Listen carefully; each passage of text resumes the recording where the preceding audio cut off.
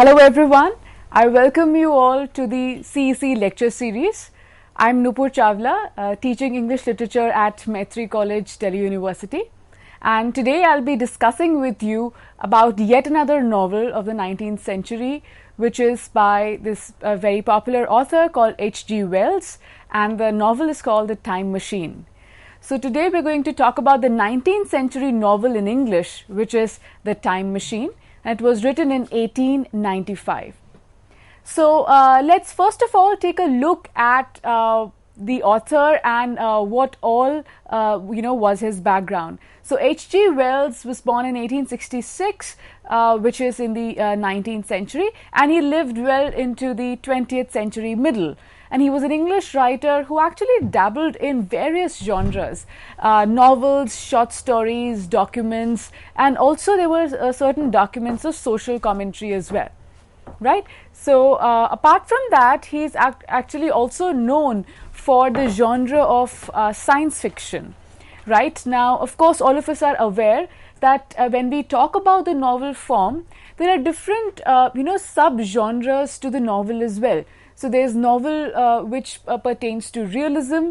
There's novel which pertains to science fiction. Then we have novels of social realism as well. So the book that we are talking about today and the author that we have taken up for discussion today actually is very well known for the genre of science fiction.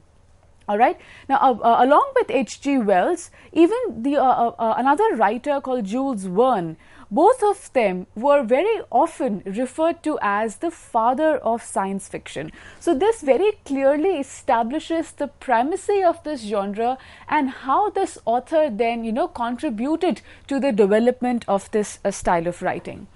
Yet another very well-known critic called Brian Alden, he refers to H.G. Wells as Shakespeare of science fiction. Now, you might just wonder that, of course, Shakespeare was alive in the 16th century, and here we are talking about H.G. Wells, who's the author of the 19th century, right? But the fact that Alden refers to him as a Shakespeare of science fiction basically establishes that how important H.G. Wells' contribution was to this genre of novel. Right, so it was because of his novels this genre was established, and also he played a major role in defining the crucial features of this style of writing. In fact, another very popular novelist, Joseph Conrad, we also in one of our lectures we talked about Conrad. So Conrad also referred to Wells in 1898. And he called him and he hailed Wells as "O realist of the fantastic." Now you might wonder, what does this phrase mean? Yeah, so realist means that it is, again, realism is a style of writing. So which means that the material is taken from reality. All the patterns which are depicted by the author in the novel have a very clear reflection in reality, and there's also some kind of a vision of the future. So that's what we mean by realist. So Conrad referred to H.G. Wells as realist of the fantastic. Now you might wonder that the word fantastic is kind of an opposite of the word reality, right? Because fantastic is taken from the word fantasy. And what do we mean by fantasy? Fantasy means imagination. Fantasy means dreaming. So when Conrad calls H.G. Wells realist of the fantastic, this is a wonderful description of what H.G. Wells does in his novels. Even as his novels are rooted in science fiction, even as his novels have a lot of imaginative content over there, yet what this phrase helps us establish is the fact that despite all the imagination, despite all that he creates in this novel, his novels are very much rooted in reality. No matter there is a lot of scientific reference, there's a lot of scientific basis to his fiction writing, yet all that H.G. Wells talks about in his texts can be traced back to the actual times when he lived. So therefore, realist of the fantastic. Yet another thing that we must be aware of about H.G. Wells is that he was a futurist, okay, and to an extent he was also prophetic. Now, what do we mean by futurist? Futurist means somebody who has a vision about the future, okay, somebody who also in a way prophesizes. So there are a lot of things seen in his novels which did not exist at the time when H.G. Wells was writing, but all that he had imagined did come true in some point in history in future. Therefore, H.G. Wells is very popularly also known as a writer who's a futurist, and not to forget, he is equally a social critic as well. Now, what do we mean by social critic? It means that this writer, whenever Wells was writing, he always had an eye on the society of his times. He always had something to say about the society. He would talk about what are the gaps in society, what are the potentialities in society. So all these things then can be very easily traced in whatever text that we read by H.G. Wells. Okay, so two things we've established so far. He is, very well known for writing the genre of science fiction.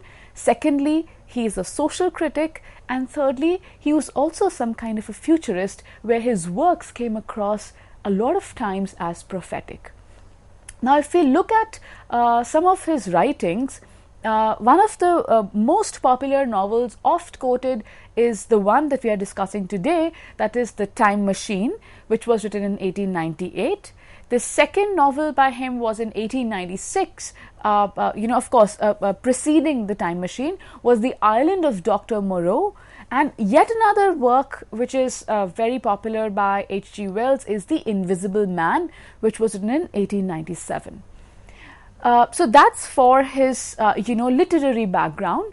But if we talk a bit about, his personal life, we must remember, friends, that H.G. Wells belongs to a very humble background. The family that he came from was, not very financially stable. So he struggled with financial hardships, and he had to perforce do various apprenticeships for the sake of family survival. So he would pick up these small jobs to support his family, to get some money into the family, right? So what does that do? That basically adds to the person that he was. He had value for money, he saw a lot of struggle, and he also ended up working at different places with these small jobs. Yeah. Now, apart from this personal background, and apart from writing science fiction, another thing that H.G. Wells is also known for are his drawings and sketches. Yeah, so so what we can very clearly see is what a prolific man he was. He wrote novels, he wrote short stories, he wrote documents of social commentary, and he also expressed himself through drawings and sketches that appeared on end papers and diaries. Now, these sketches, friends, they carried political commentaries. And what Wells called them as was this term that he uses, they were called pictures. Right, and they have actually, these pictures or these these drawings or sketches have actually captured the interest of a lot of scholars of Wells. So those who work on Wells's novels also end up somewhat looking at these sketches also which this author produced. So if any one of you is also researching in this topic, you might as well want to take a look at his sketches as well, right? Now, we also see that how in the early 20th century, there were a few non-fiction works that H.G. Wells also produced. So far, we've talked about the novels that he had written, but he, as I said, being an author of diverse diverse inclinations, he also wrote short fiction and he also wrote non-fiction. So in 1901, he wrote this text which is titled Anticipations of the Reaction of the Mechanical and Scientific Progress upon Human Life and Thought. Now, of course, this is a title which is very, very large. But what I want you all to notice over here is that how he's talking about the reaction of mechanical and scientific progress upon human life and thought. So what does this tell us?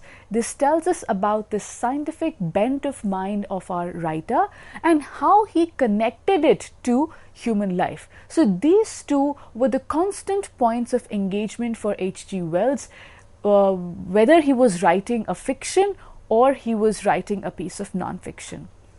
Another text which H.G. Wells wrote in the early 20th century was a short history of the world, right? So, and this text we must know was really appreciated by Albert Einstein as well.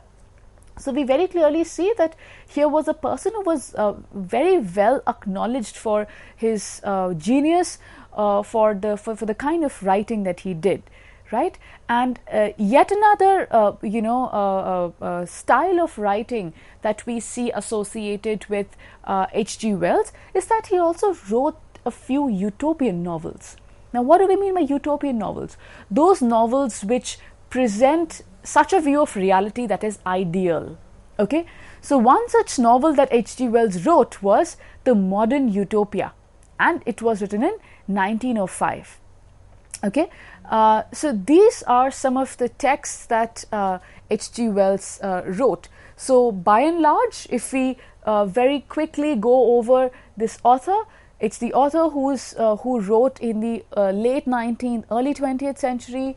Then we see that how he dabbled in various styles of writing. He wrote novels, short stories, social documents. Then thirdly, we established that how he is also referred to as the father of science fiction. So science fiction being a very important point of engagement when we talk about H.G. Wells. And we also saw that how he wrote certain non-fiction tracts as well, which appeared in the early 20th century. Okay, so after seeing, getting a brief about the novelist, next what we come to is the text that we are discussing today, which is called The Time Machine, written in 1895. So this novel was first published in a serialized form in 1895 in the magazine called the New Review. Now, what do we mean by published in a serialized form? It means that some part of the text would appear every week. So it was not published all together in one go. Instead, each week or every fortnight, one part of the text would appear in that magazine.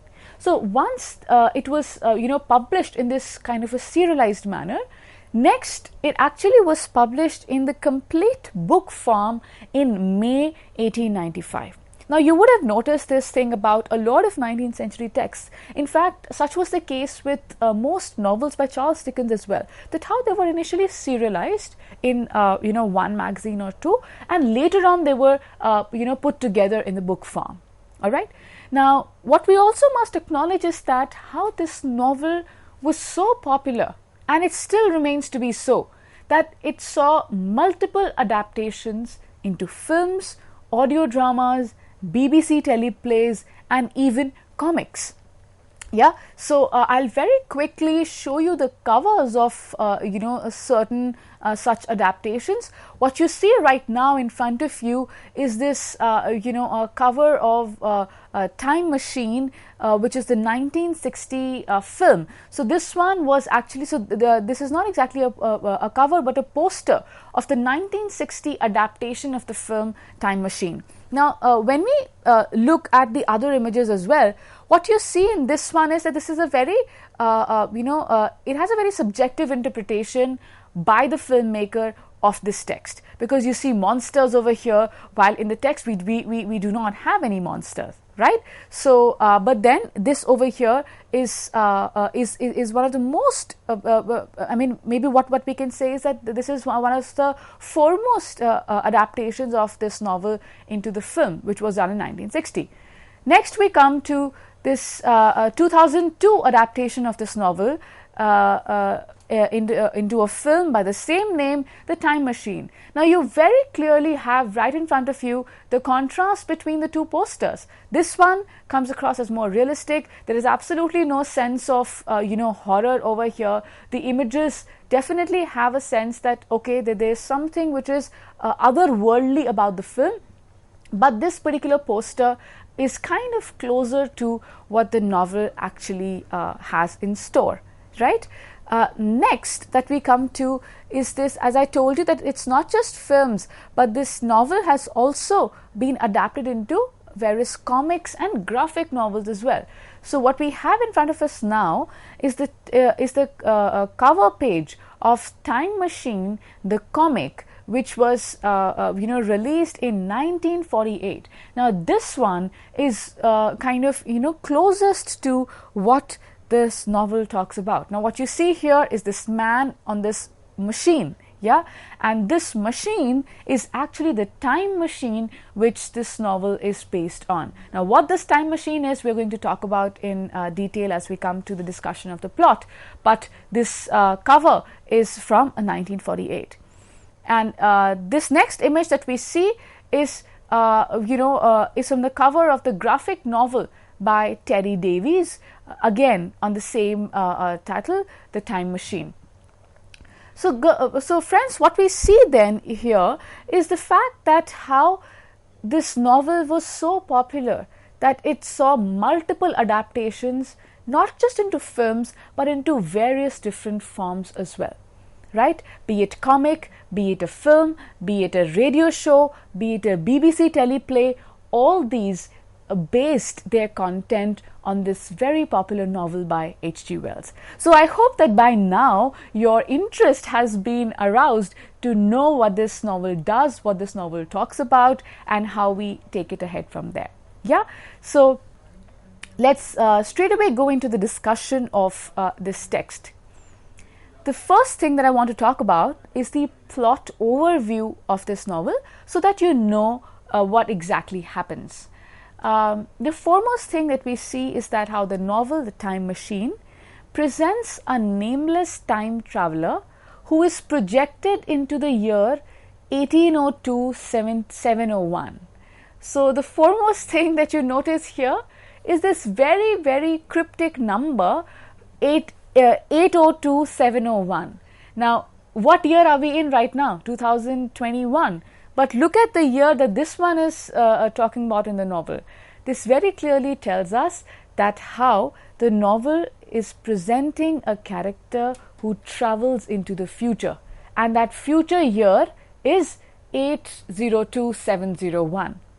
So you can make the calculation how far ahead in time was this novel based, even as it was actually written in towards